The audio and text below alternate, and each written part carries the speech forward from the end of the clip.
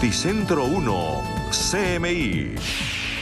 Buenas noches, bienvenidos a las noticias. Los siguientes son los 3 hechos más importantes de hoy en Colombia.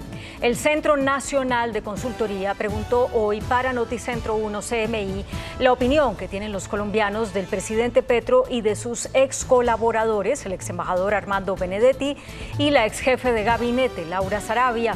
A partir de las 9 de la noche en la emisión central presentaremos los resultados de esta encuesta que muestra de qué manera recibieron los colombianos el enfrentamiento entre los altos funcionarios del Estado. Vamos a ampliar esta noticia en nuestra emisión nacional a las 9 de la noche. El Consejo Nacional Electoral, a través de su magistrado Benjamín Ortiz, citó al ex embajador Armando Benedetti y al ex jefe de gabinete Laura Sarabia para que informen lo que les conste sobre la financiación de la campaña Petro Presidente del año pasado. El organismo los escuchará el 13 de junio para avanzar en la investigación sobre si es verdad, como lo insinúan los audios divulgados por medios de comunicación, que esa campaña habría recibido aportes que al parecer no fueron declarados en las cuentas de esa misma campaña. Ampliación de esta noticia en nuestra emisión nacional a las 9 de la noche. El cese al fuego bilateral entre el gobierno y el ELN será una realidad a partir de este 8 de junio, cuando se anuncie en La Habana al final del tercer ciclo de conversaciones. Será inicialmente por 6 meses, tendrá carácter nacional con perspectiva regional. En su cuenta de Twitter, el presidente Petro publicó una foto en la que se muestra esa información, aunque no se hizo un anuncio oficial. En el acto oficial del jueves estará el máximo comandante del ELN, Antonio García, a quien le fueron levantadas hoy las órdenes de captura. Ampliaremos esta noticia en nuestra emisión nacional a las 9 de la noche. Las siguientes son las noticias más importantes del mundo hoy. Rusia denuncia que comenzó la gran contraofensiva ucraniana y se declara en alerta. El ex vicepresidente Mike Pence registra su candidatura para competir contra Trump por la presidencia de Estados Unidos. Inundación de piscina en el club de Trump. Desatas sospechas entre los fiscales. El agua afectó a un cuarto con servidores y archivos. Estados Unidos demanda a gigante de las criptomonedas por violar normas del mercado. Cae el Bitcoin. Estados Unidos aclara tema de la visa de Armando Benedetti. Apple lanza novedosas gafas de realidad aumentada con inteligencia artificial. Con Claudia Palacios y Margarita Ortega. Ucrania confirmó que llevó a cabo acciones ofensivas en el frente oriental y que logró avanzar cerca de la devastada ciudad de Bakhmut, aunque restó importancia a estos ataques que para Rusia son el inicio de la anunciada contraofensiva de Kiev, la cual aseguró haber repelido. Ucrania ha pasado a la ofensiva en el frente oriental con acciones que apuntan a que ha llegado el momento que Kiev prepara desde hace meses para expulsar a las tropas rusas de las zonas ocupadas tras la invasión de febrero de 2022. Al menos así lo considera el Ministerio de Defensa ruso, que da por hecho que se puso en marcha la esperada contraofensiva ucraniana, advirtiendo que frustraron ataques en 5 sectores del frente en la región de Donetsk. Para el Kremlin, el enemigo no logró su objetivo, aunque desplazó altos mandos militares a la zona para supervisar la situación. Ucrania, por su parte, confirmó que llevó a cabo acciones ofensivas en el frente oriental y que logró avanzar cerca de la devastada ciudad de Bakhmut, aunque restó importancia a la magnitud de estos ataques que Moscú aseguró haber repelido. De hecho, Kiev ha puesto en marcha una campaña de silencio informativo en el país y la orden es que no debe comunicarse ningún detalle sobre las acciones de su ejército, en momentos en los que múltiples fuentes militares rusas y también observadores extranjeros confirman que las Fuerzas Armadas ucranianas han pasado al ataque. El Papa Francisco envió este lunes a Kiev al cardenal Matteo Zuppi con la misión de intentar una mediación en la guerra de Ucrania. La Santa Sede explicó que el objetivo principal de esta iniciativa es escuchar en profundidad a las autoridades ucranianas sobre posibles vías para alcanzar una paz justa y apoyar gestos de humanidad que contribuyan a aliviar las tensiones. Zuppi será el único interlocutor con los presidentes ruso Vladimir Putin y ucraniano Volodymyr Zelensky, aunque aún no se ha comunicado una fecha para el viaje a Moscú. Mike Pence hace oficial su candidatura por la nominación del Partido Republicano para las elecciones presidenciales del 2024. El ex vicepresidente de Estados Unidos, Mike Pence, presentó este lunes la documentación ante la Comisión Federal de Elecciones del país para concurrir a las primarias del Partido Republicano de cara a los comicios presidenciales de 2024. Pence tiene previsto lanzar oficialmente su candidatura con un discurso este miércoles en Iowa, coincidiendo con su cumpleaños número 64. Y más tarde, ese mismo día, tiene previsto participar en un encuentro con ciudadanos organizado por la cadena CNN en la capital del estado.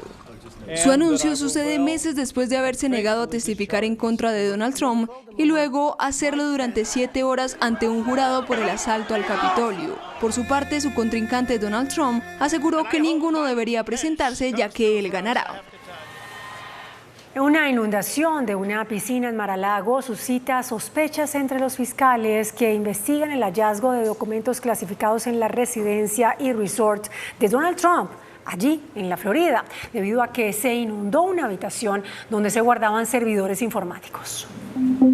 Un incidente del que no se había informado anteriormente se produjo aproximadamente 2 meses después de que el FBI recuperó cientos de documentos clasificados de Mar-a-Lago, el lujoso resort del expresidente Donald Trump en la Florida. Según revelaron a la cadena estadounidense CNN fuentes familiarizadas con el asunto, un empleado drenó la piscina del resort en octubre pasado y terminó inundando una habitación donde se guardaban servidores informáticos que contenían registros de videovigilancia. Si bien no está claro si la habitación se inundó intencionalmente o si ocurrió por un error, el incidente tuvo lugar en medio de una serie de eventos que los fiscales federales consideraron sospechosos y ya han preguntado al menos a un testigo sobre el hecho.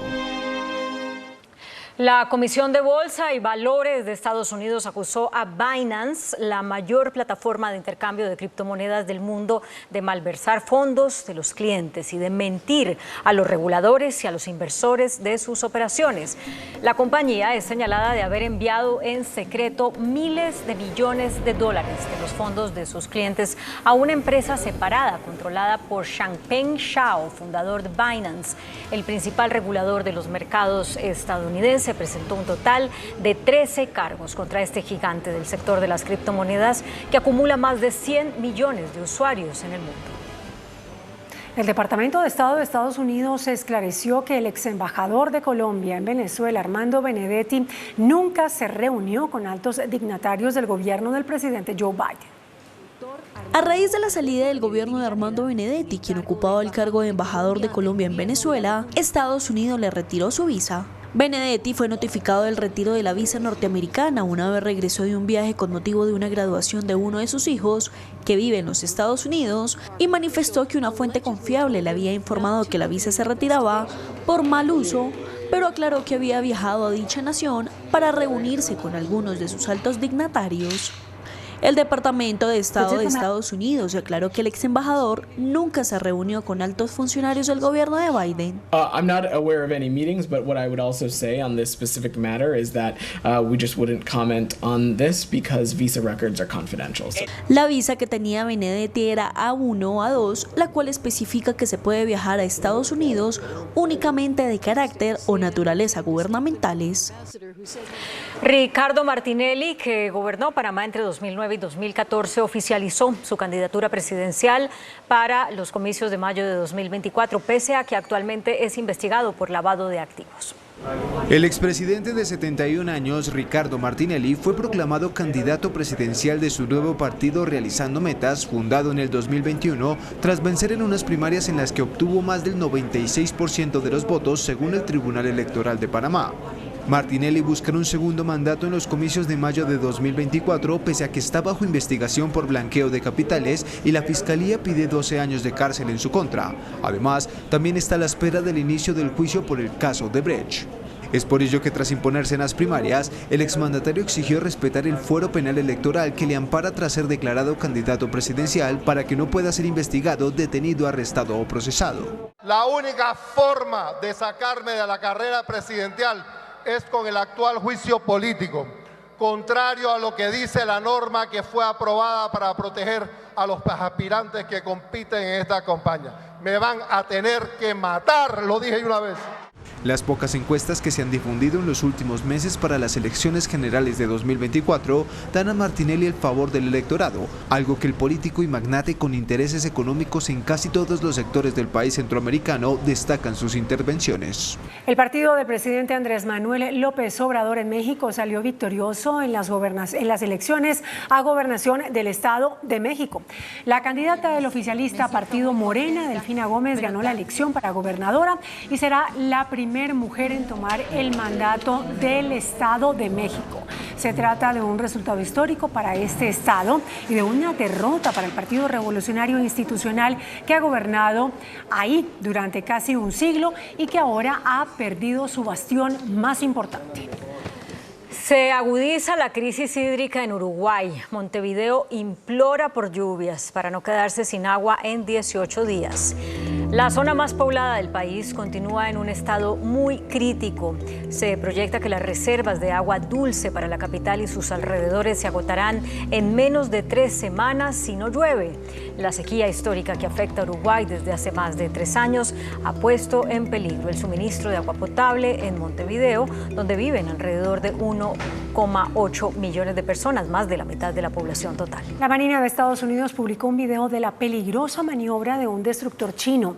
El video muestra un buque militar chino que estuvo a punto de colisionar con un destructor de la Armada estadounidense en el estrecho de Taiwán este sábado, acercándose a tan solo 140 metros. La Organización Mundial de la Salud propuso crear un pasaporte mundial sanitario. El organismo sugiere crear un pasaporte similar al utilizado en Europa durante la pandemia del COVID-19 para facilitar la prestación de servicios sanitarios y señaló que el pasaporte europeo será transformado en un bien público mundial. La compañía estadounidense Apple presenta Vision Pro, sus gafas de realidad mixta. Durante su evento en la Conferencia Mundial de Desarrolladores, la compañía Apple, dispuesta a iniciar una nueva etapa, presentó su nuevo y esperado producto: las gafas de realidad mixta llamadas Vision Pro. Una de las características destacadas de las gafas, y que fue rumorada por varios meses, es la forma en la que se controlan. En lugar de un control remoto como en otros productos, los usuarios pueden utilizar gestos simples con sus dedos para activar y navegar por las diferentes aplicaciones disponibles. El aparato también se controla con los ojos. La realidad mixta es una tecnología que combina elementos de la realidad virtual y la realidad aumentada para crear una experiencia inmersiva en la que los objetos virtuales interactivos se superponen y se integran en el entorno real. Las Vision Pro tienen un costo elevado de $3.499, poco más de 15 millones de pesos, y estarán disponibles a principios del año que viene en Estados Unidos. Hola, muy buenas noches. Bienvenidos a Entrevistas Canal 1 en el horario habitual de Pregunta Yamit. Hoy, la crisis política que vive el gobierno de Gustavo Petro a raíz de la controversia entre su ex jefe de gabinete, Laura Sarabia, y el ex embajador en Venezuela, Armando Benedetti, quien a raíz de unas grabaciones que publicó la revista Semana, tiene en jaque precisamente al gobierno del pacto histórico. Nuestro primer invitado, porque tendremos dos en estas entrevistas, es el ex candidato presidencial Federico Gutiérrez. 5.069.488 votos sacó en las elecciones de 2022 en la primera vuelta, compitiendo con Gustavo Petro. Y hoy fue hasta el Congreso de la República. ¿A qué, doctor Federico? Buenas noches. Buenas noches, Gerardo, ¿cómo estás?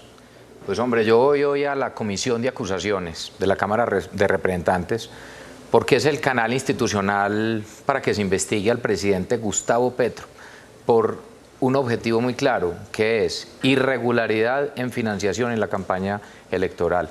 Se financiaron de manera ilegal. ¿Y quién lo dice? No lo decimos nosotros, para que ahora no vengan a decir que es un entrampamiento. Lo dicen ellos mismos, lo dijo Benedetti en estos audios donde dice y reconoce haber conseguido más de 15.000 millones de pesos que no entraron como reporte de las campañas ni de la información oficial del Consejo Nacional Electoral. Y en la ley colombiana dice muy claro que la financiación ilegal de campañas tiene una pena, de acuerdo a la ley, de entre 4 y 8 años de cárcel. Yo lo que le estoy pidiendo a la Comisión de Acusaciones es que investigue al presidente Petro y a su campaña por la entrada irregular de dineros. Pero además también lo denunció Day Vázquez hace unos días, donde hablaba de la entrada de dinero irregular en la campaña también del presidente Petro a través de su hijo, Nicolás Petro. Hay mucho por investigar. Dice, Day Vázquez es la ex nuera del presidente, ex esposa de Nicolás Petro, hoy diputado del Atlántico. Claro que sí. Es que ya hay dos elementos absolutamente claros que además tiene la Fiscalía, que ha avanzado seguramente en ese proceso, y yo lo que estoy pidiendo es que se investigue al presidente por el canal institucional, que debe ser la Comisión de Acusaciones de la Cámara. Sí, eso señor. Por un lado. Pero el otro es lo que ya tiene Fiscalía de Day Vázquez, de Benedetti, y que se investigue al gerente de la campaña de Gustavo Petro, Ricardo Roa, que hoy es el gerente y presidente de Ecopetrol. Mira, es que lo que está pasando es muy grave. Esta es la crisis institucional más grave que se presenta en el país en décadas, después del proceso 8000. Por algo son tan amigos ellos dos, el expresidente Samper y además el presidente Petro. Pero te lo digo, lo que pasa en el país es grave y eso se tiene que descubrir y se tiene que saber toda la verdad. Una crisis institucional de los mayores precedentes. En honor a la verdad, doctor Federico, las grabaciones divulgadas fuera de un contexto, porque no está la interlocución que debería ser Laura Sarabia, si se supone que era una conversación entre Armando Benedetti, embajador en ese momento en Venezuela de Colombia, ex jefe de Laura Sarabia, y Laura Sarabia, secretaria privada o jefe de despacho o de gabinete, como la llamamos nosotros. Entonces, lo que dice Benedetti es que él sabe de 15.000 barras que entraron a la campaña. Nunca dice que fueron ilegales. No, que él se las consiguió, que es diferente. Él no solo es que sepa que entraron, él se los consiguió.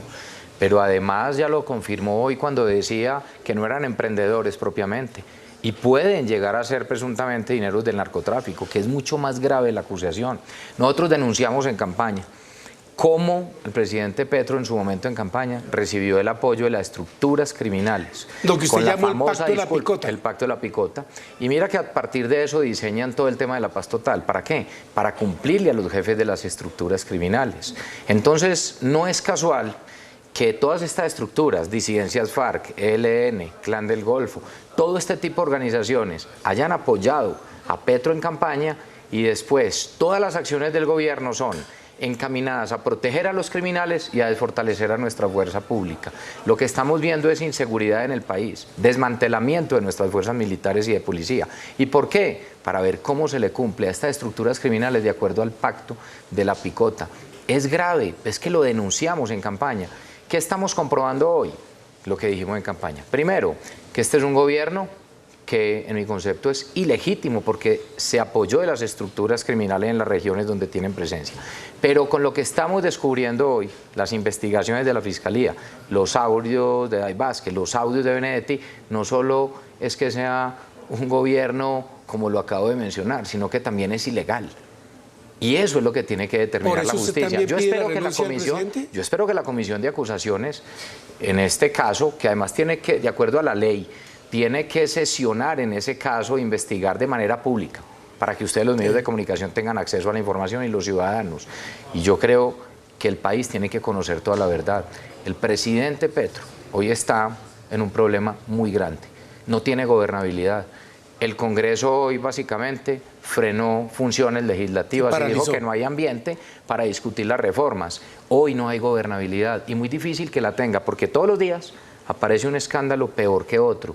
El presidente Petro debería renunciar, hacerse a un lado y asumir la responsabilidad en estas investigaciones. ¿Usted se imaginó, doctor Federico, que el robo de una maleta con una millonaria suma de dinero, aún por establecer, se habla entre $4.000 y $7.000 más unos pesos en millones, que denunció ante la Fiscalía porque lo hizo la propia Laura Sarabia, hurtados de su casa, y a la que acusó a la niñera, que después la acusó de maltratos, de polígrafo hecho irregularmente en una dependencia de la Presidencia de la República? ¿Iba a terminar en esto?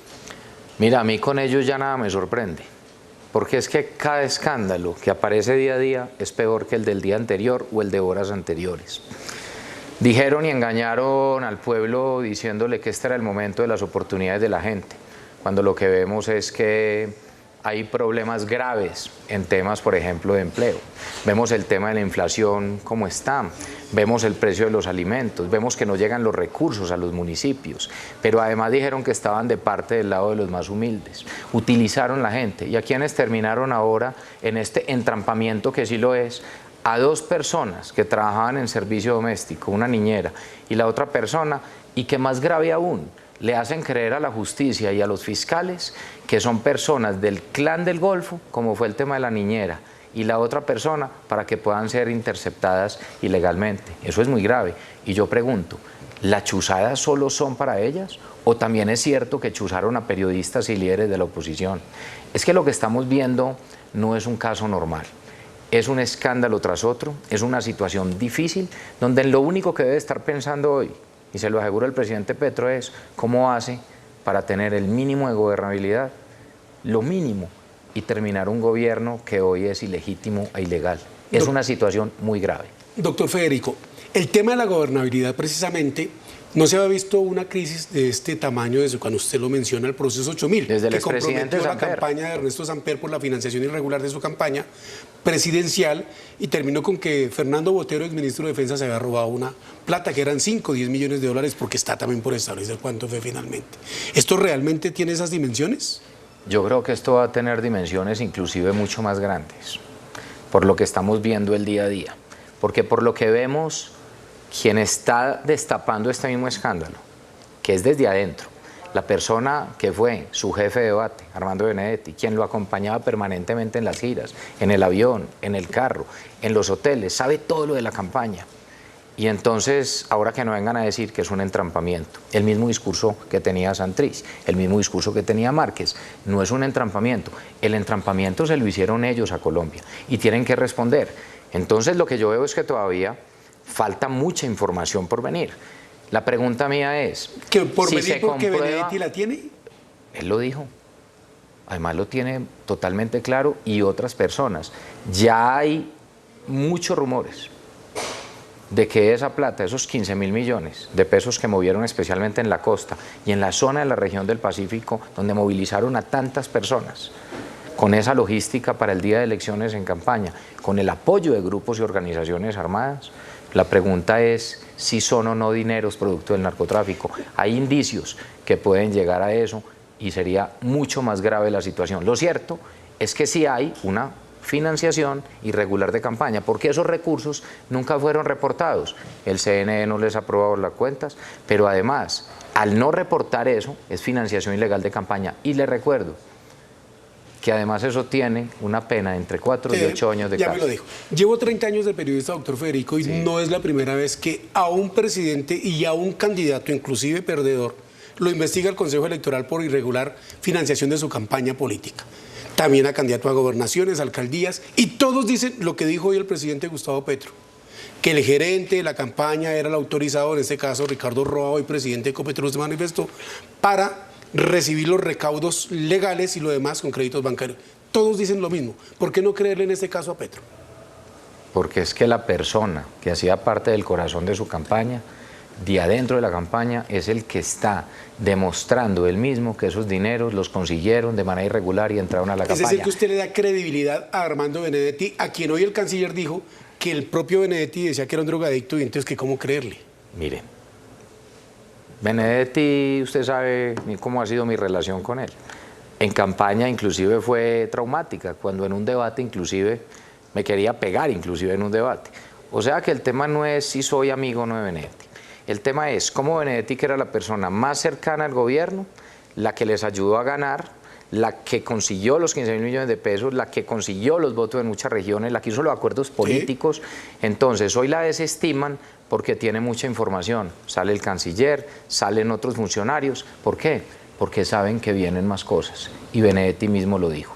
En fin, yo no voy a entrar a terciar ahí. Que lo haga la justicia, que lo haga la Comisión de Acusaciones de la Cámara de Representantes, que lo haga la Fiscalía y que lo haga la Procuraduría. Lo cierto es que nosotros hoy estamos viviendo una grave crisis institucional y no vamos a entregar a Colombia. Y yo también le digo algo al país. Nosotros no podemos perder la esperanza. Yo tengo esperanza porque en cierta forma la institucionalidad está funcionando.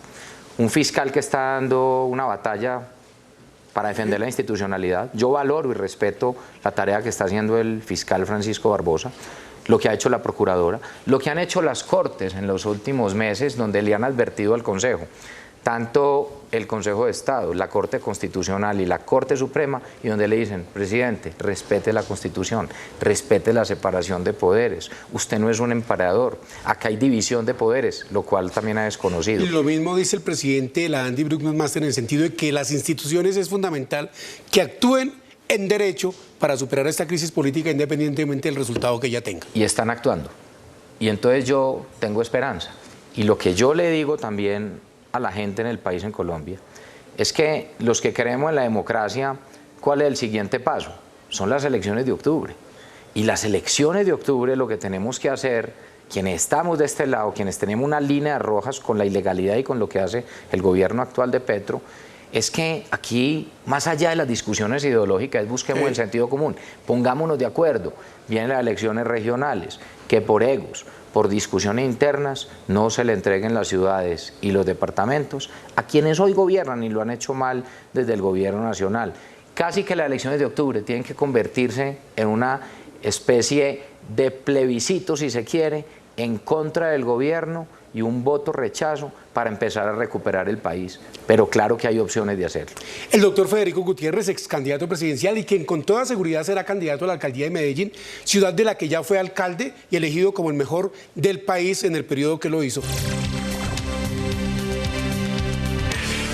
Regresamos a Entrevistas Canal 1. Nuestro segundo invitado, el representante de la Cámara de la Comisión Primera, Heráclito Landines. Él es miembro del Pacto Histórico y, por supuesto, entonces hace parte del gobierno de Gustavo Petro en cuanto a la coalición de gobierno en el Congreso de la República.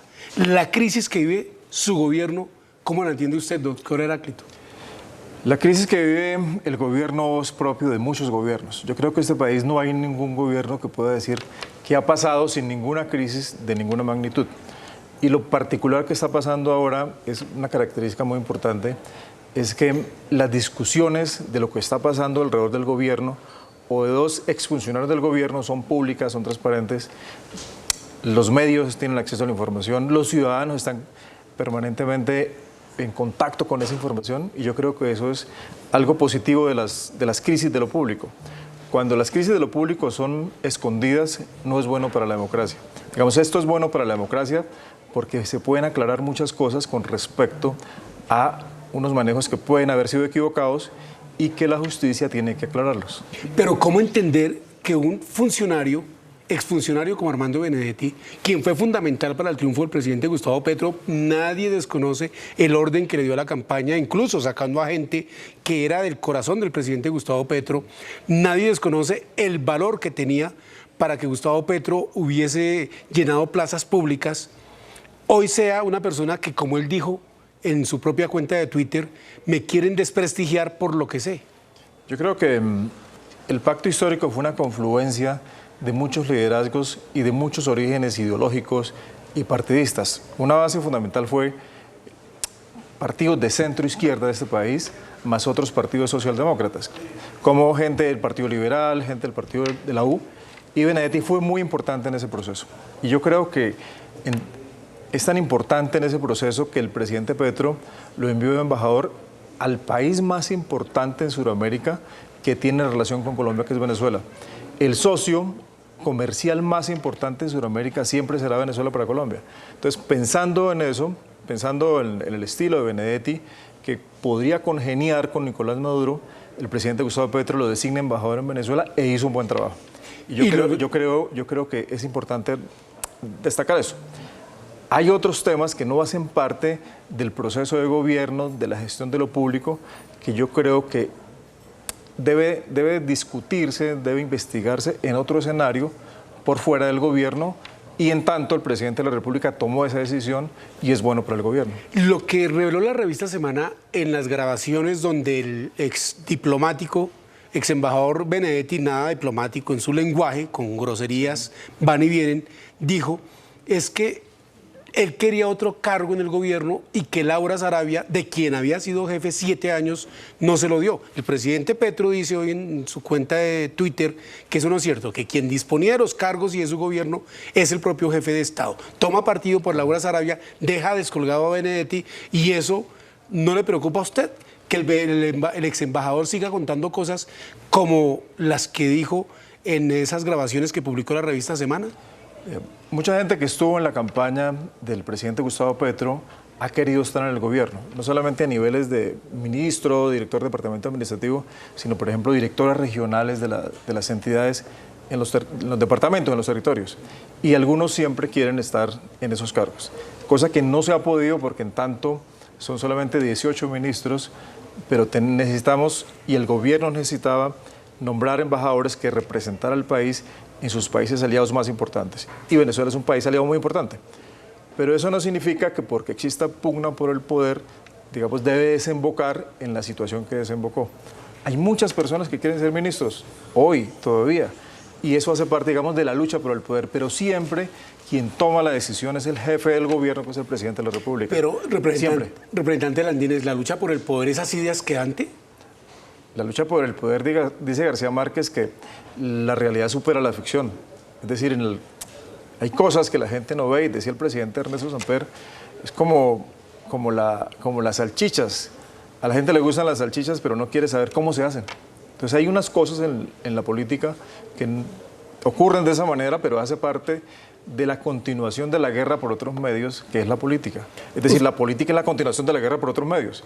Y la guerra, usted sabe lo que es. Entonces la política es la lucha constante por el poder. Y la lucha constante por el poder significa que entre los propios copartidarios luchen por esos espacios. ¿Y hoy el gobierno del presidente Gustavo Petro está en guerra con una persona que hacía parte de su gobierno como el embajador Benedetti? No, el presidente Gustavo Petro está asumiendo el gobierno, pero está pidiendo, y ha sido muy claro, que este problema donde está el ex embajador Benedetti y Laura Sarabia se solucione por los canales institucionales con las autoridades competentes. Ese no es un tema de gobierno, es un tema de líos, puede ser líos personales, líos judiciales, pero es la justicia quien tiene que solucionarlo. El presidente Gustavo Petro está diciendo, este es el gobierno que hoy no tiene nada que ver con eso, son dos exfuncionarios que se originó por una denuncia de una pérdida de unos dineros, pero tiene que solucionarlo, investigarlo la Fiscalía y las autoridades competentes, no el gobierno. ¿Cómo entender que el presidente Gustavo Petro no sabía de lo que denuncia Benedetti, de lo que ahora denuncia Laura Sarabia para interpretar personas en el sentido de que Armando Benedetti estaba en un complot contra ella? Si es que esas dos personas viajaban por todo el país con él durante campaña y fueron su núcleo quienes no lo abandonaban ni un minuto las 24 horas del día.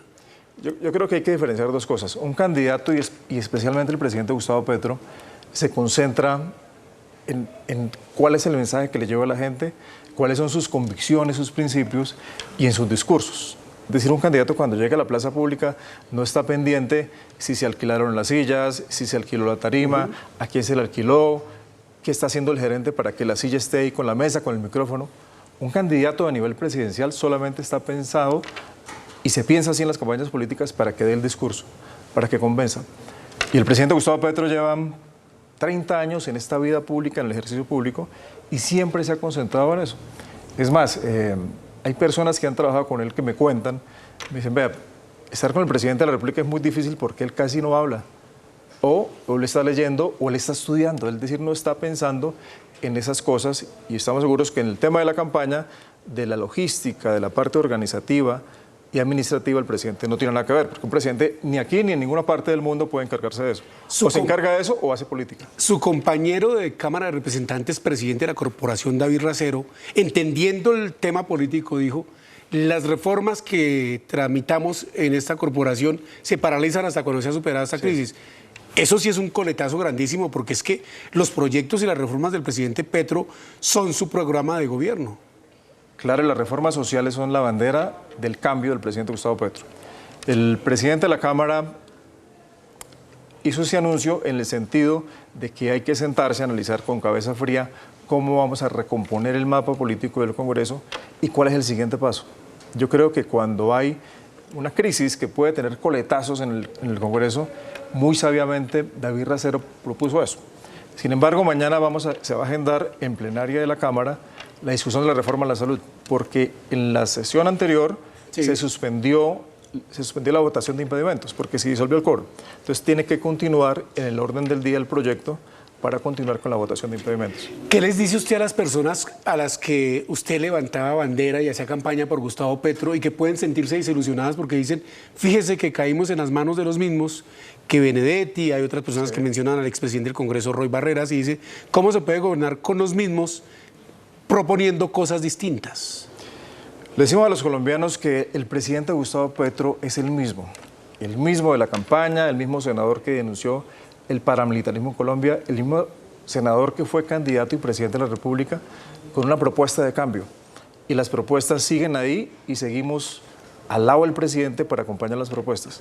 Solo decimos a los colombianos que confíen en el presidente Gustavo Petro, que confíen en que es un hombre comprometido con cambiar el país. Es decir, es su convicción.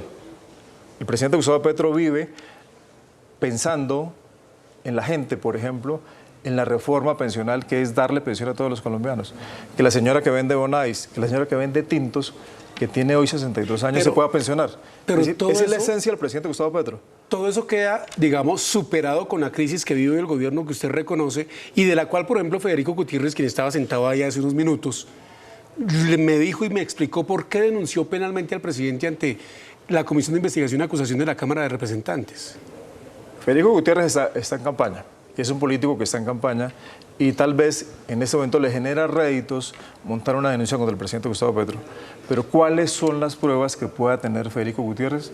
Ninguna, porque no hay pruebas. Él dice que las tiene Benedetti, que le da credibilidad a Benedetti, que propiamente no es amigo de él y que lo insultaba en campaña.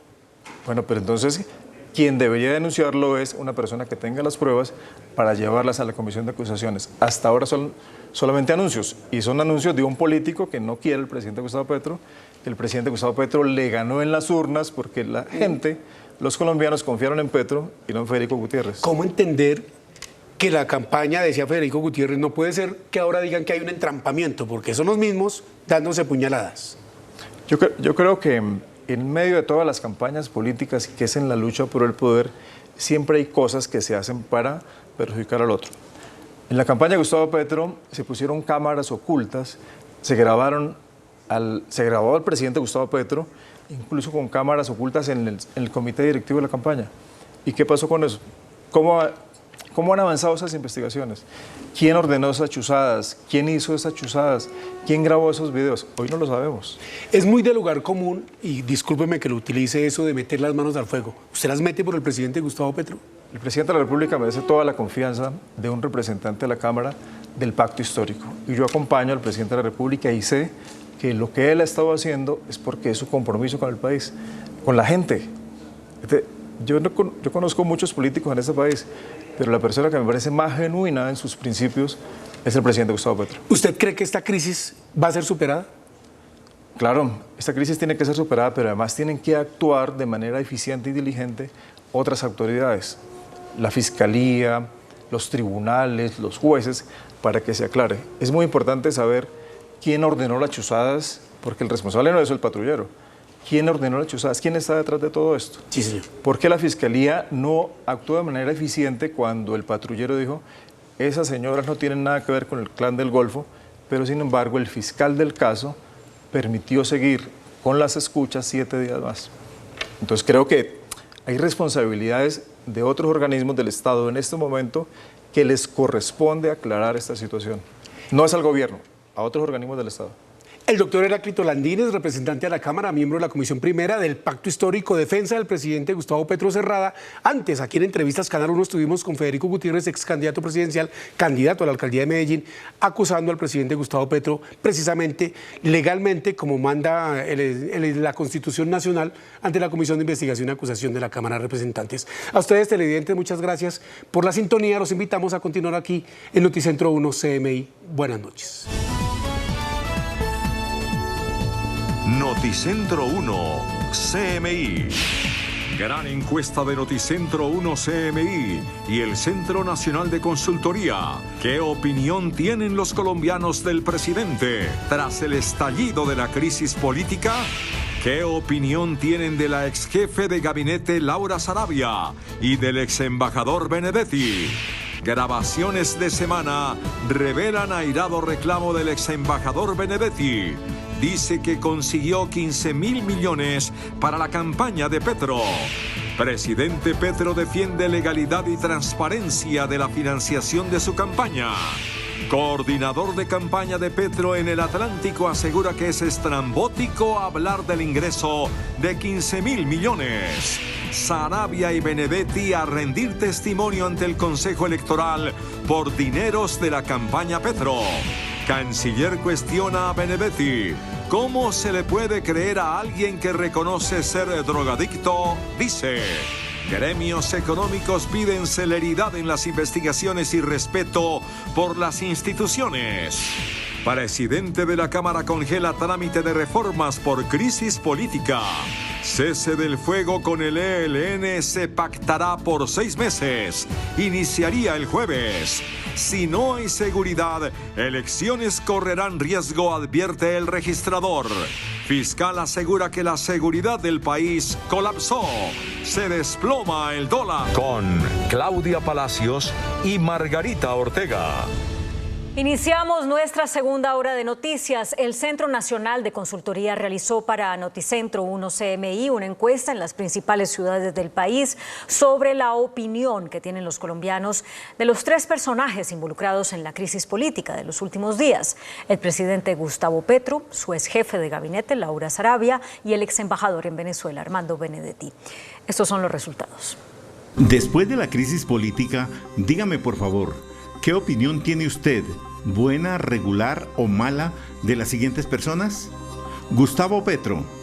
Mala. No, yo creo que hay una mala imagen generalizada. Muy buena. No solo buena, excelente. Regular. Regular. Resultado de la encuesta de opinión sobre Gustavo Petro. Buena 23%, regular 34%, mala 41%, no sabe, no responde 2%. De Laura Sarabia. Muy mala. Regular. Muy negativa. Buena. Mala imagen, o sea, creo que es una gran funcionaria, pero creo que sale en un muy mal momento y de una muy mala manera. Resultado de la encuesta de opinión sobre Laura Sarabia. Buena 5%, regular 29%, mala 41%, no sabe, no responde 25%. De Armando Benedetti. Mala. Mala, por supuesto. Muy mala. Mala. Creo que nos deja mucha perplejidad. Lo que el ex embajador dice amerita una investigación profunda y su palabra está en entredicho.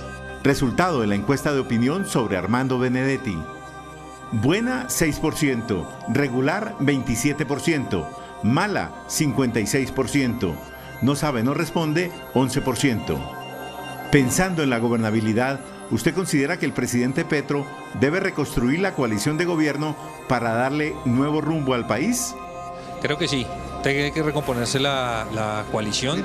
Obviamente el diálogo y la concertación primero. Pues creo que lo primero que hay que hacer para recomponer la coalición es que se sepa la verdad de lo que ha sucedido en Colombia. Sí, porque creo que en el Congreso hay un sector mayoritario que va a estar de acuerdo con lo que quiere el pueblo. No sé con base en qué quieren mantener una coalición si aquí lo único que los une es la corrupción. Resultado de la encuesta sobre la reconstrucción de la coalición. Sí 61%, no 29%, no sabe, no responde 10%. Esta es la ficha técnica. Para el gobierno de Gustavo Petro no para la tormenta política por el enfrentamiento entre el ex embajador en Venezuela Armando Benedetti y la ex jefe de despacho de la presidencia Laura Sarabia. En grabaciones reveladas por la revista Semana, Benedetti lanza serias acusaciones. Por medio de su cuenta de Twitter, el presidente Petro respondió. Benedetti, por su parte, aseguró que se dejó llevar por la rabia y el trago. El ex embajador de Colombia en Venezuela, Armando Benedetti, por cuenta de lo que está contando y dice que está dispuesto a seguir contando sobre la campaña presidencial y el gobierno nacional, el mandato del presidente Gustavo Petro vive su mayor crisis política. De que tengamos también un futuro común. Entonces, suerte. Desatada, sobre todo, por la guerra de poder que el exdiplomático planteó con la ex jefe de despacho de la presidencia, Laura Sarabia, quien fue su subalterna durante 7 años en el Senado de la República. En pocos días, el presidente Gustavo Petro tomó partida por su exfuncionaria, Laura Sarabia, quien desde un principio sospechaba que detrás de las acusaciones en su contra, hechas por la exniñera de su pequeño hijo, Mara Elvis Mesa, estaba su antiguo jefe, Armando Benedetti. lo que yo no entiendo, Laura, que lo que tú me conoces a mí, el resto del tigre, el tigre hay que dejar una salida porque si no se tira encima de la persona. Y tú sabes que yo soy el tigre, que hacían 5 salidas, pronto me tiro encima de la persona. En estas grabaciones de una conversación entre Laura Sarabia y Armando Benedetti, en las que solo aparece la parte en la que habla el entonces embajador, aumentan las amenazas y la intención de decir de dónde salieron 15.000 millones de pesos para la campaña de Gustavo Petro. Entonces, por favor, no me vengas a decir que fue por buena, por pedra, que yo estuve por lo que sea. Vamos a matar gente. Ahí me han tirado 3 horas ahí. Un man que hizo 100 reuniones en una campaña política. Un man que consiguió 15.000 millones, ¿verdad? Que busqué toda la plata y tú lo sabes, porque nadie, para que fueran a los hoteles, para que se viera para acá todo demás. Pero te insisto. Vamos a ver, ¿qué tal que uno diga, Morando Gallo, quién fue que puso la plata aquí en la costa? Más adelante, el embajador, que a veces baja el tono, le dice a Sarabia que no la está amenazando. Yo no quiero amenazar, pero vamos que diga quién hizo plata aquí en la costa. Oye, ¿qué es esta puta? Tú que no sabes un culo de historia, lee cómo empezó el hijo de puta Chomín y por qué empezó. Ahí te da la clave de todo lo que te va a pasar. Y si tú crees que es un chantaje, cree que es un chantaje. Es una respuesta a una forma de hijo de putas de ustedes. Una respuesta a una hijo de putada. Después de publicadas las grabaciones en propia voz del ex embajador Benedetti, el presidente Gustavo Petro publicó una serie de trinos con la que le salió al paso a las aseveraciones que hacía su ex hombre de confianza con su funcionaria querida, como le dijo el mandatario a Laura Sarabia cuando informó de su salida el viernes pasado. De los audios y entrevistas de Armando Benedetti extraigo 2 conclusiones. 1. Laura ha recibido una presión enorme que desconocía. Debe haber sufrido y sufre mucho. 2. Se equivoca Benedetti al pensar que Laura configuraba el gabinete. Siempre lo hice y lo hago yo. Y defiende la financiación de su campaña a la presidencia. En las 2 entrevistas, Benedetti afirma que ayudó a conseguir donaciones a la campaña y que no hubo irregularidades. Es cierto, cada vez que alguien pedía donar o conseguir donadores, se mandaba a la gerencia, donde siempre se hicieron de acuerdo a la ley los filtros. Dijo el presidente, además, que en la gerencia se rechazaron muchas donaciones y que la mayor parte de la financiación de la campaña se realizó con préstamos de la banca comercial. Y esta tarde, el ex embajador Armando Benedetti puso un mensaje en su cuenta de Twitter con tono de arrepentimiento. He sido parte fundamental del actual proyecto político del presidente Petro. Sin embargo, no satisfecho con lo que me correspondió políticamente, en un acto de debilidad y tristeza, me dejé llevar por la rabia y el trago. El presidente Gustavo Petro manifestó en otro trino que entiende lo que le sucedió a Benedetti. Creo entender qué le pasa a la mente de Armando Benedetti. Acepto sus disculpas, pero debe explicar sus palabras ante la Fiscalía y el país. Para conjurar la crisis, hoy en la Casa de Nariño, el presidente Gustavo Petro sostuvo varias reuniones. Una de ellas con la ministra del Medio Ambiente Susana Muhammad y los congresistas María José Pizarro y David Racero, quienes hacen parte de un pequeño comité de entera confianza del presidente. Y un hecho particular que aconteció fue que sobre el mediodía, cuando hacía entrega formal de su despacho, la exfuncionaria Laura Sarabia sufrió un desmayo, prontamente atendido por el personal médico de la Casa de Nariño, que lo atribuyó al estrés que ha vivido en los últimos días. Estrés que sacude a todo el gobierno de Gustavo Petro. Eran los espacios del poder. Y esta noche, como acostumbra hacerlo, el presidente Gustavo Petro insistió en que hay un golpe blando contra él. Manifestó que sus rivales políticos lo acusan ante la Comisión de Investigación y Acusación sin que se haya demostrado que él haya cometido un solo delito, como lo dejan entrever las afirmaciones de Armando Benedetti y las grabaciones divulgadas. El Consejo Nacional Electoral llamó a rendir testimonio a Armando Benedetti y a Laura Sarabia por el posible ingreso irregular de dineros a la campaña Petro Presidente, como lo insinuó el ex embajador Benedetti en conversaciones con la entonces jefe de gabinete y ahora ex jefe Laura Sarabia. Con esta decisión del magistrado ponente Benjamín Ortiz, Laura Sarabia y Armando Benedetti deberán responder en diligencia especial el 13 de junio en la sede del Consejo Nacional Electoral en Bogotá para que expongan todo lo que les conste acerca de la financiación de la campaña electoral en la primera y segunda vuelta presidencial de la coalición Pacto Histórico. Según el magistrado Ortiz, el caso ya estaba siendo analizado por su despacho desde el mes de febrero. El Consejo tiene entonces plazo hasta julio para realizar la indagación preliminar, explica el exmagistrado Armando Novoa. Y que una vez cumplido esa etapa y evacuadas las pruebas preliminares, la Sala Plena del Consejo Electoral deberá determinar si le formula cargos al candidato al gerente de la campaña, al auditor y al tesorero, o si decide por falta de mérito archivar la misma. El Consejo Nacional Electoral puede avanzar las investigaciones contra el presidente de la República, pero no lo puede separar del cargo. No puede tomar medidas cautelares ni previas como, por ejemplo, la suspensión del cargo del presidente. Es una competencia constitucional que está en cabeza privativa de la Comisión de Acusaciones de la Cámara de Representantes. El auto del magistrado Benjamín Ortiz también requiere a la revista Semana para que remita al Consejo las notas periodísticas y los audios de las afirmaciones de Armando Benedetti sobre presuntos ingresos a la campaña Petro Presidente. Desde Barranquilla, la coordinación de la campaña de Gustavo Petro rechazó las acusaciones del ex embajador Armando Benedetti sobre la financiación. Máximo Noriega negó que en la región se haya manejado la cifra expresada por Benedetti porque, según dijo, en la campaña Petro los recaudos fueron administrados desde una gerencia central. A mí me parecen completamente descabellado, 15.000 millones de pesos cuando la gente aquí se quejaba. Calificó como un absurdo que se mencione la financiación de la campaña con 15.000 millones de pesos en la costa, teniendo en cuenta la alta votación que registró Petro en otras elecciones. Indicó que en el Consejo Nacional Electoral están las cifras tal y como fueron los ingresos. Entonces decir que Maduro financió o que de alguna forma la campaña permitió recursos, también obedece a una cosa estrambótica que no corresponde a la realidad. Sobre el llamado Clan Torres del municipio de Puerto Colombia, aceptó que hubo apoyo logístico.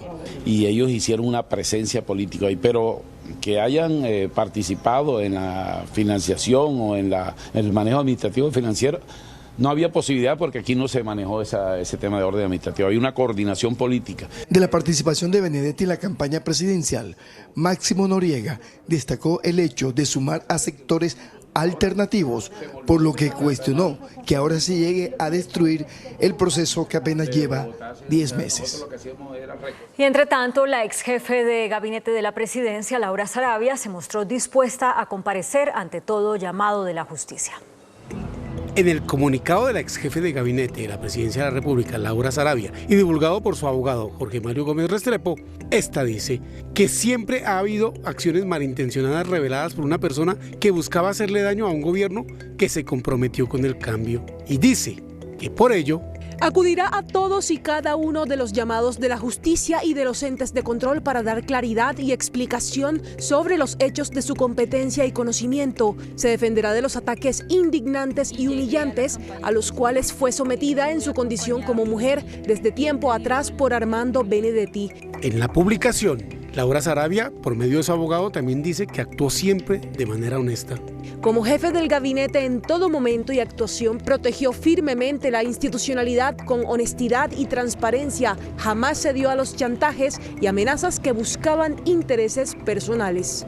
Por lo pronto, la ex jefe de gabinete de la presidencia está llamada a interrogatorio a la Fiscalía General de la Nación. En un duro pronunciamiento contra el ex embajador Armando Benedetti, el canciller Álvaro Leiva aseguró hoy que cómo se le puede creer a una persona que él mismo dice es drogadicto. La declaración del ministro de Relaciones Exteriores o canciller Álvaro Leiva las dio a la salida de Palacio de Nariño. En medio de todo este movimiento de noticias, es decir, a Benedetti, ¿cómo se le puede creer? Es que es increíble. Él mismo dice, yo soy un drogadicto. Pónganse ustedes a pensar. ¿A ustedes les parece que esa puede ser una buena fuente? Por eso salimos a las velocidades, aceleramos, pusimos el acelerador a fondo y en 3 horas se cambió. A esta afirmación, el ex embajador Armando Benedetti respondió por medio de su cuenta de Twitter. Es claro que hay una campaña para desprestigiarme en mi integridad personal con el objetivo de descalificarme de futuras cosas que pueda decir. Sin embargo, ese trino fue borrado posteriormente. El presidente del Consejo Gremial, Germán Arce, pidió celeridad y transparencia en las investigaciones sobre las posibles irregularidades en el ingreso de dineros a la campaña Petro Presidente. A través de un comunicado, el cual fue leído por su presidente Germán Arce, pide celeridad del proceso.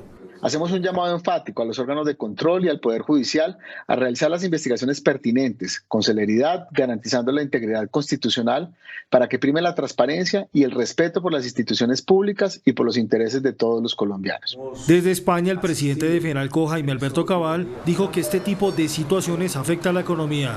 Puede tener repercusiones importantes en la inversión extranjera, en la confianza inversionista del país, en el consumo. Para AmCham, la Cámara de Comercio Colomboamericana, la decisión de suspender el trámite de las reformas dan un espacio para adelantar una verdadera discusión técnica y de consensos. Somos conscientes que hay que trabajar en reducir la brecha social que existe en Colombia, pero para eso se necesita un fortalecimiento del vínculo del desarrollo social con el desarrollo productivo. Se espera un mensaje de confianza desde el Gobierno Nacional. El director de la Policía Nacional, general William Salamanca, afirmó que no todo se hizo a espaldas de la policía, refiriéndose a las chuzadas en el caso de Laura Sarabia, ex jefa de gabinete del presidente Petro. No todo se hizo a espaldas de la policía, porque aquí cada uno responde por sus actuaciones. El director de la policía también defendió a la general Olga Salazar, quien ejercía su cargo como directora de la DIJÍN en medio de las chuzadas. Sí, yo hablé con ella y me manifestó que no había sido informada. Según el general Salamanca, solo 2 patrulleros han sido llamados por la Fiscalía. Estaría pendiente el llamado de otros 2 uniformados. La Fiscalía citó desde el mismo viernes a 2 patrulleros. Hasta hoy tengo la información que ellos 2 son los únicos que han sido citados. Ante las interceptaciones ilegales, el director de la policía dice que ya entregaron todas las pruebas.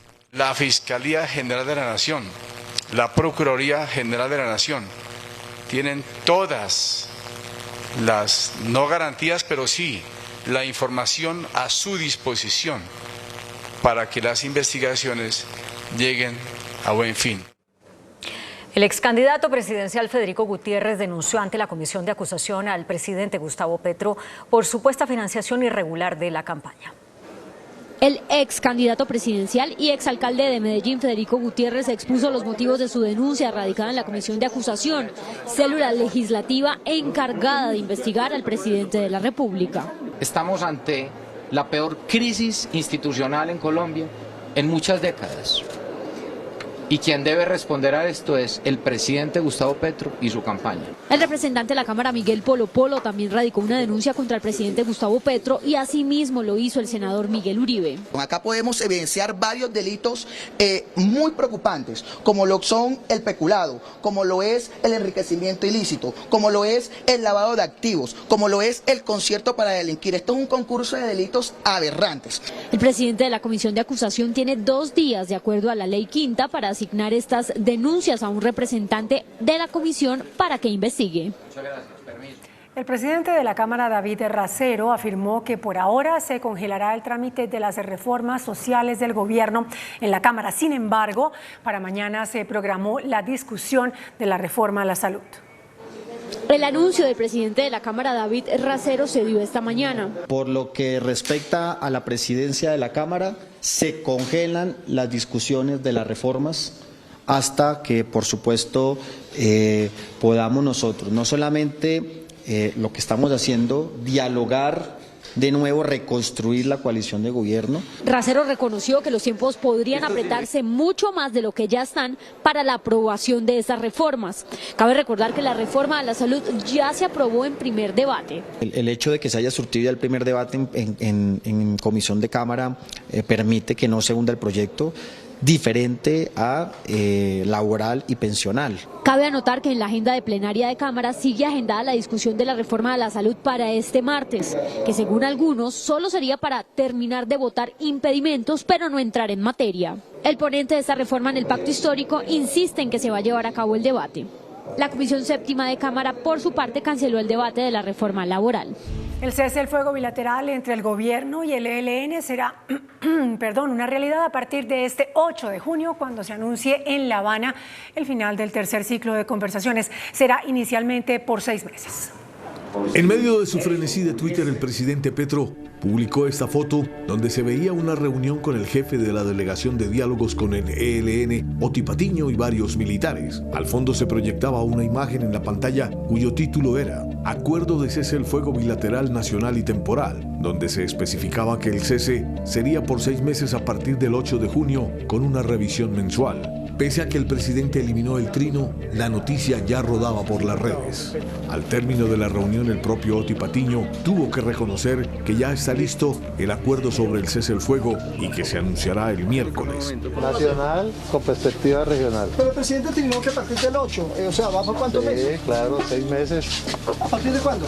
Del mismo 8 de junio o del momento en que se implemente el mecanismo. ¿Y eso estuvo acordado en la mesa de negociación en La Habana? Venga, sí, claro, ya está acordado.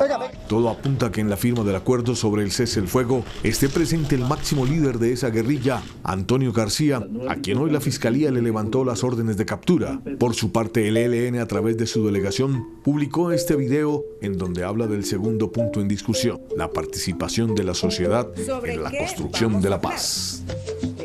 El gobierno designó a Milton Rengifo como nuevo embajador de Colombia en Venezuela. El nuevo diplomático anunció que el vecino país será la sede del próximo ciclo de diálogos con el ELN.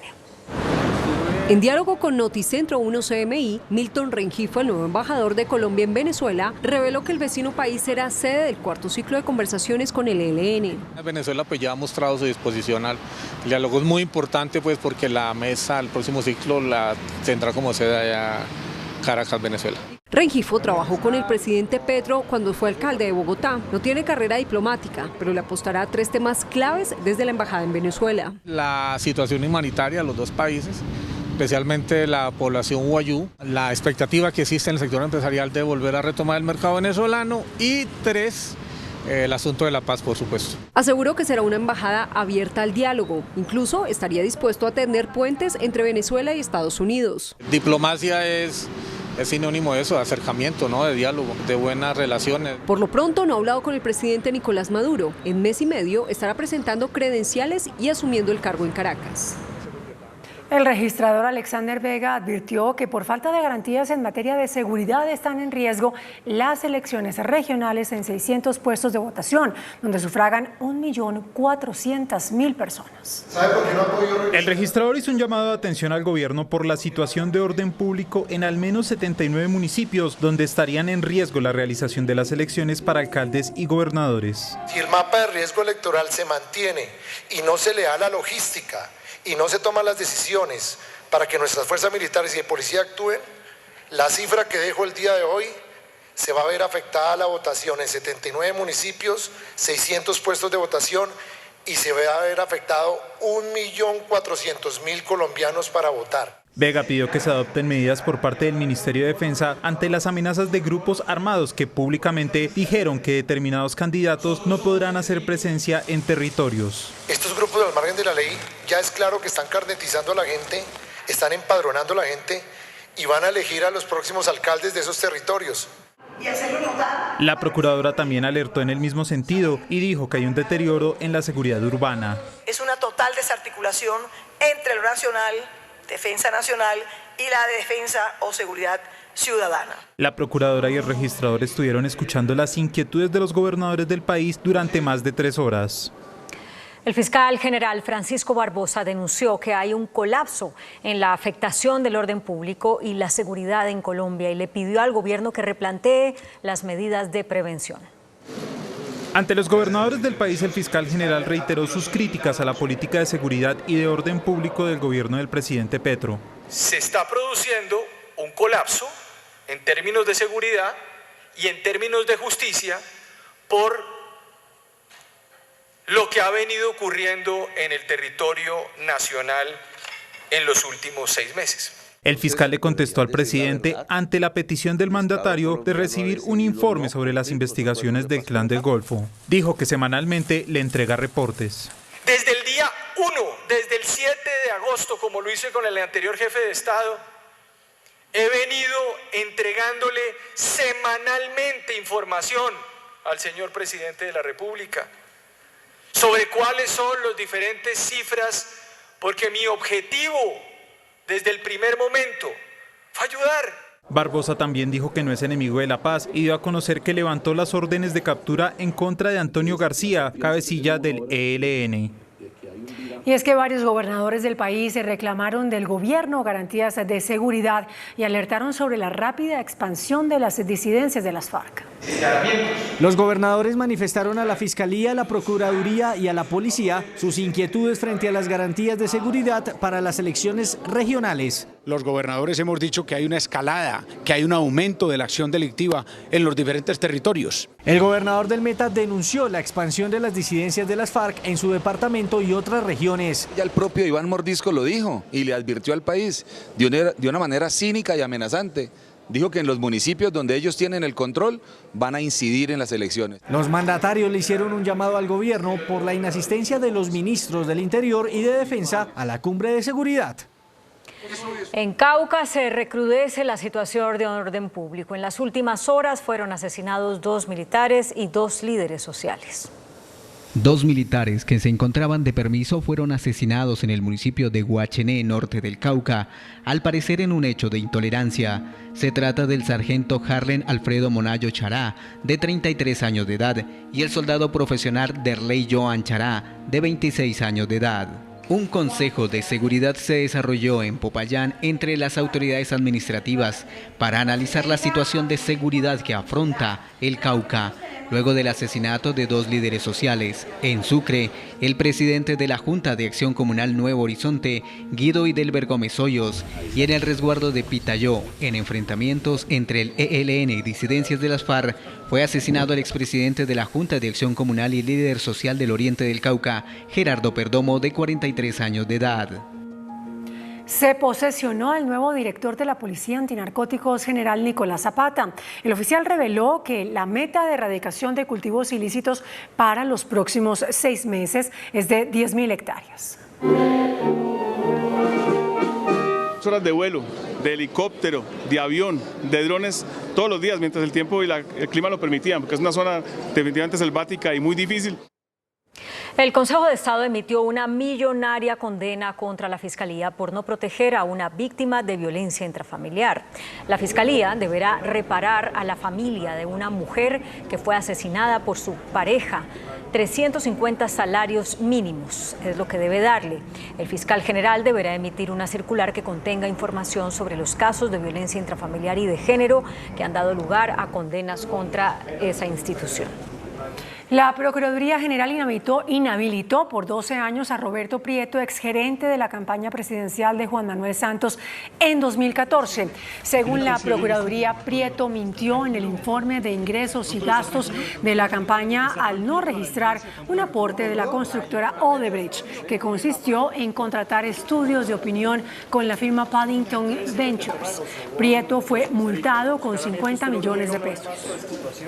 Ucrania reivindicó avances en el frente oriental mientras Rusia aseguró haber frustrado la contraofensiva. Enviado especial del Papa Francisco viajará para hablar de paz en Ucrania. Noticias del Mundo en Noticentro 1 CMI. Ucrania confirmó que llevó a cabo acciones ofensivas en el frente oriental y que logró avanzar cerca de la devastada ciudad de Bakhmut, aunque restó importancia a estos ataques que para Rusia son el inicio de la anunciada contraofensiva de Kiev, la cual aseguró haber repelido. El cardenal italiano Matteo Zuppi, presidente de la Conferencia Episcopal Italiana, fue enviado por el Papa Francisco en una misión de paz a Ucrania, en la cual el prelado sostendrá varias entrevistas con las autoridades del país en Kiev, para escuchar de manera atenta y apoyar los gestos humanitarios que contribuyan a aliviar las tensiones. Ricardo Martinelli, que gobernó Panamá entre 2009 y 2014, oficializó su candidatura presidencial para los comicios de mayo de 2024. El expresidente de 71 años será candidato mientras es investigado por los cargos de blanqueo de capitales por la compra irregular de una editorial de medios y espera el inicio del juicio por el caso de Brecht. El precio del dólar se desplomó. La divisa se cotiza a niveles que no se veían desde agosto de 2022. La divisa arrancó la semana a la baja y este lunes se cotizó en promedio a 4.307 pesos, lo que representó una caída de 48 pesos frente al cierre del pasado viernes. En el spot o mercado oficial del dólar, el precio de la divisa cayó a niveles de 4.280 pesos hasta registrar un mínimo de 4.265 pesos. El entorno político a nivel local es una de las causas de la tendencia. El ruido de gobierno que tenemos las últimas semanas, en donde el mercado asume que el gobierno ha perdido muchísima fuerza, ha perdido muchísimos aliados y eso va a impedir que sus reformas no consensuadas pasen de forma directa. Otro de los factores que presionó a la baja la moneda fue el precio del petróleo, que recuperó terreno a niveles de los $76,58 el barril. En la jornada se negociaron 1.030 millones de dólares. La ministra de Agricultura, Jennifer Mojica, reportó un descenso en la inflación de alimentos en el mes de mayo. El reporte de la Unidad de Planeación Rural Agropecuaria muestra un menor crecimiento en el precio de los alimentos para el mes de mayo. Productos como el arroz, la cebolla y la papa registran disminuciones importantes y otros como la carne de cerdo y los huevos presentan una estabilización. En hortalizas, 45 de 63 productos bajaron de precio, lo que representa el 71% de este mercado. Un efecto muy importante en la inflación porque obviamente aporta bastante el costo de los alimentos a la canasta básica. Además, se hará una revisión sobre los intermediarios para que la reducción realmente se refleje en el consumidor final. Si no lo trabajamos en toda la línea, pues no siempre resulta eficiente y de pronto en la intermediación puede haber gente que se quede con las ganancias de uno y otro lado. Con la tendencia en los alimentos se espera una mayor reducción de la inflación total, donde se prevé baje a 12,59%, mientras que de un mes atrás se ubicaba en 12,82%. La agencia Fitch proyectó un crecimiento de la economía colombiana de 1,1% para este año. Las proyecciones de la calificadora de riesgo van en línea con las del Fondo Monetario Internacional. Para 2024 esperan un crecimiento de 2,8% en Colombia. El índice de capitalización de la bolsa, que mide el comportamiento de las 25 principales acciones, cerró al alza. El índice selectivo MSCI Colcap de la Bolsa de Valores de Colombia subió 0,33% a 1.151 puntos. La acción del grupo Aval fue la que más subió, con una valorización de 9,15% a 500 pesos. La acción preferencial de Corfi Colombiana fue la que más bajó, con una pérdida de 5,92% a 10.800 pesos. La acción más negociada de la jornada fue la de Preferencial Bancolombia, al movilizar más de 7.000 millones de pesos, con una variación positiva de 0,60% a 28.350 pesos. Y el dólar cerró a la baja. Indicadores económicos en Noticentro 1 CMI. La tasa representativa del mercado, que regirá para mañana martes, será de 4.307 pesos con 2 centavos. Los profesionales del cambio compran la divisa en promedio en 4.200 pesos y la venden en 4.250 pesos. Un euro cuesta 4.652 pesos con 50 centavos. La libra de café en Nueva York se cotizó a $1 con 83 centavos. El azúcar se transó en 24,42 centavos de dólar la libra. El barril de petróleo WTI se cotizó en $71 con 94 centavos. La referencia Brent para Colombia se cotizó en $76 con 58 centavos. Una acción de Ecopetrol cuesta 2.090 pesos. Crece la responsabilidad empresarial gracias a la construcción sostenible en el país. De cara a fortalecer las políticas de construcción sostenible en el país, las compañías crecen en su modelo de responsabilidad empresarial, esto con el fin de entregar un conocimiento técnico de los productos, calidad e información clara y precisa.